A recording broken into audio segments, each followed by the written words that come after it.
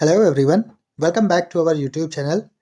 In today's prelims dose, we are going to discuss a very important topic for prelims, that is Supreme Court's Legal Service Committee. Context क्या है? अभी justice गवाई जी को supreme court की इस committee का chairman nominate किया गया है और इनको नॉमिनेट किया है सुप्रीम कोर्ट ऑफ इंडिया के चीफ जस्टिस ने। अब हम लोग इस कमेटी के बारे में बात करें तो इस कमेटी को इस्टेब्लिश किया गया था लीगल सर्विस अथॉरिटीज़ एक्ट 1987 के अंडर, और इसका एम ये था कि हर किसी को जस्टिस मिले by providing effective legal representation to those who can not afford it. उन सभी लोगों को जो कि सुप्रीम कोर्ट में आने वाले खर्चों को बियर नहीं कर सकते हैं, उन सभी लोगों को इफेक्टिव लीगल रिप्रेजेंटेशन प्रोवाइड किया जाए और न्याय दिलाया जाए, ये इसका एम था। ये कमेटी लीगल एड और असिस्टेंस प्रोवाइड करने के लिए बनाई गई थी, किनको? Under privileged and marginalised sections of the society. ये इस कमेटी के चेयरमैन बनाए गए हैं और इनका नाम है जस्टिस गोवाई। कमेटी के बारे में बात की जाए तो section 3A of NALSA act 1987 के अंडर इसको कंस्टिट्यूट किया गया था और इसका एम था कि फ्री और कॉम्पिटेंट लीगल सर्विसेज प्रोवाइड की जाए weaker sections of the society को in cases falling under the top court's jurisdiction, यानी कि उन केसेस में जो कि सुप्रीम कोर्ट के ज्यूरिसडिक्शन में अंडर आते हैं। Section 3A of act states that the central authority shall constitute the committee. Section 3A में ये लिखा हुआ है कि ये जो नालसा एक्ट है वो इस कमेटी को कंस्टिट्यूट करेगा।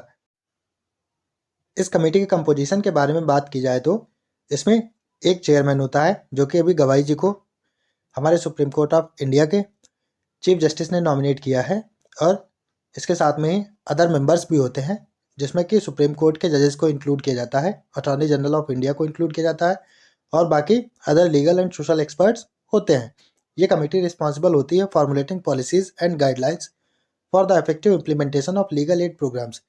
लीगल एड प्रोग्राम्स के इफेक्टिव इम्प्लीमेंटेशन के लिए पॉलिसीज और गाइडलाइंस को फॉर्मुलेट करने के लिए ये कमेटी रिस्पॉन्सिबल होती है। अब इसके 3 मेन फंक्शंस होते हैं। पहला है to provide free legal aid and advice to eligible individuals, जो इंडिविजुअल्स एलिजिबल हैं उनको फ्री लीगल एड एडवाइस देना।